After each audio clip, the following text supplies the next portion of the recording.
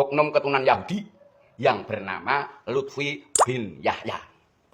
Yang namanya Zahid disuruh dimintai bantuan untuk bikin pondok pesantren. Pesantrennya Yahudi Lutfi bin Yahya, sampai burung-burungnya yang mahal diambil, perhiasan diambil untuk membantu Lutfi bin Yahya bikin pondok. Tetapi setelah Bu Harsono ikut pengajian di Pekalongan, melihat cincinnya dipakai istrinya oknum Yahudi Lutfi bin Yahya, akhirnya Bu Harsono keluar dari jamaah tersebut. Ngeklaim makam di Ngawen Gunung Kidul diberi marga bin Yahya. Itu penipu, itu tidak benar. Untuk apa dibikin diklaim bin Yahya? Dan saya juga tidak menuduh yang bikin makam di Kali Gawe, makam palsu dinamai Syekh Jumadil Kubro. Itu palsu, tidak ada makamnya.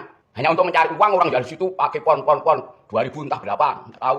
Itu makam palsu untuk cari uang. Kalau saya nggak percaya itu makam palsu, bongkar. Nanti kalau itu ada jenazah, silahkan move it, tuntut. Saya mantap, tidak percaya yang Kali Gawe itu makam. Itu hanya tanah kosong diuntuk-untuk terus dijenengi Syekh Jumadil Kubro. Itu kan penipuannya. Orang tersebut menurut saya orang yang membahayakan NKRI. Karena apa?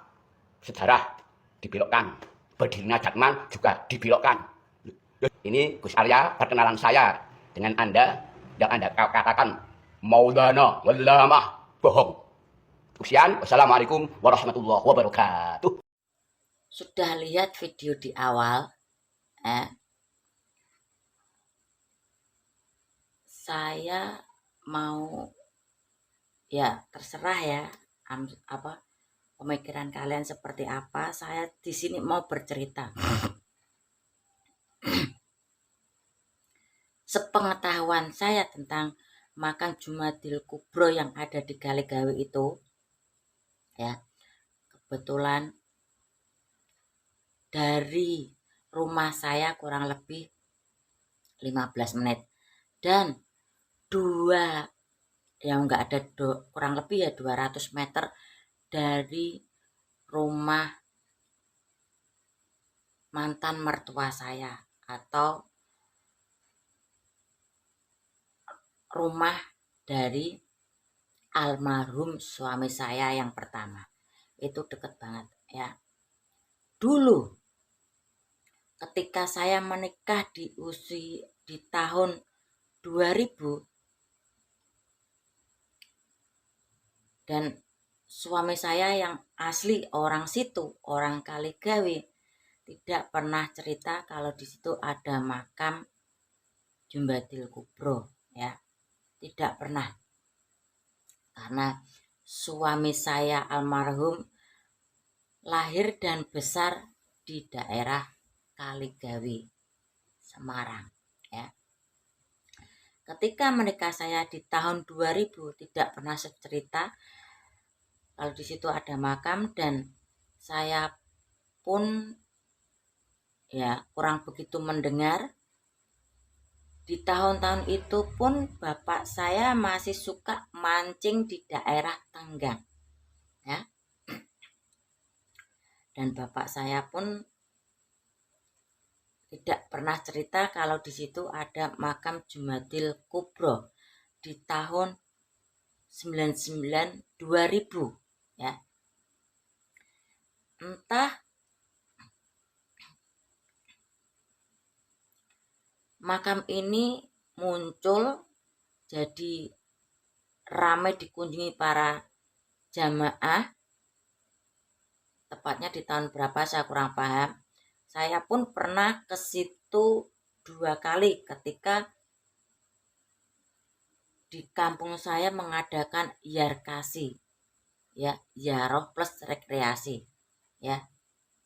Saya ke situ pun ya rombongan, kalau pribadi saya belum pernah ke sana. Seingat saya pernah 2 kali ke sana ya. Yang belum pernah ke sana, lihat lokasinya dan situasi makam Jumadil Kubro yang ada di Kali Gawe, Semarang, Jawa Tengah. Nah, ketika saya mudik kilat ya 3 minggu yang lalu, rombongan jamaah ibik saya yang ada di Cimanggu, Cilacap, Jateng itu mengadakan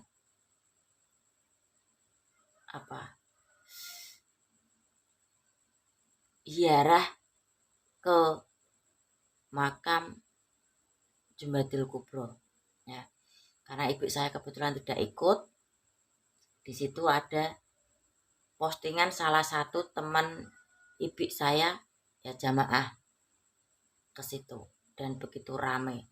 Dan saya perhatikan bacaan-bacaan yang dilantunkan terasa asing di telinga saya. Nah, ya ini sepengetahuan saya, kebenarannya itu makam asli atau tidaknya bawalam lah ya.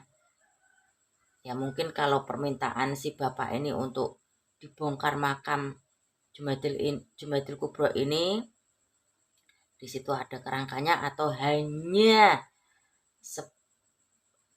sebuah gundukan tanah yang untuk